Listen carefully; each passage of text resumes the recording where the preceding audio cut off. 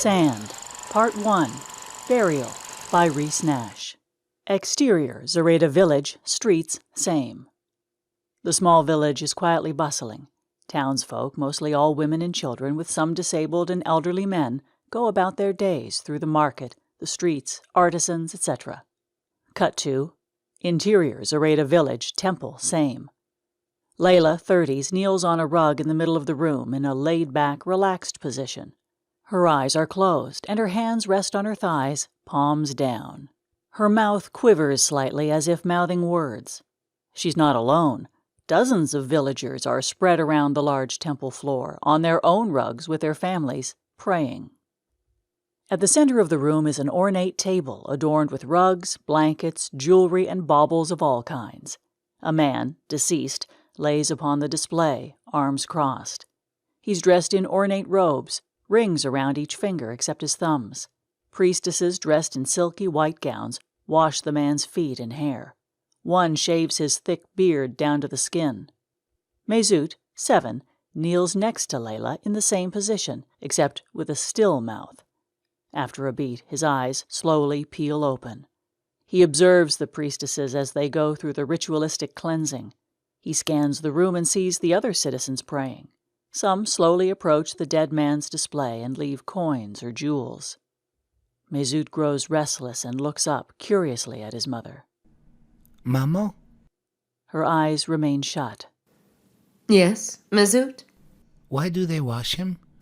The duat is muddy and odorous.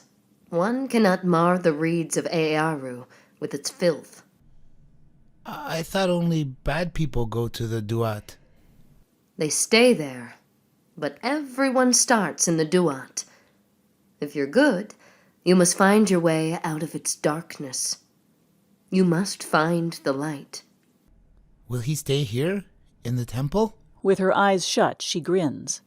Only those buried can see the reeds. Remember? Mezut ruminates on her explanation for a few moments. He glances at the priestesses again. They continue to meticulously wash and groom the body. He looks back to Layla, who continues her prayers. Mezut studies her. Her smooth bronze skin and soft, kind physique emanates comfort and trust. Her messy, curly, outward-growing hair plumes around her head to form an ebony mane. He watches her peach lips mutter inaudible words. He darts a mysterious look back up to Layla. Mezut notices the temple emptying by the second. Why do you pray so much for him? Did you know him? Everyone knows him, my love. Did Papo know him? Papo knew him better than I did. He'll be sad to hear of this when he returns. Maybe I can tell him a nice way, so he won't be so sad. Layla smirks with her eyes still closed.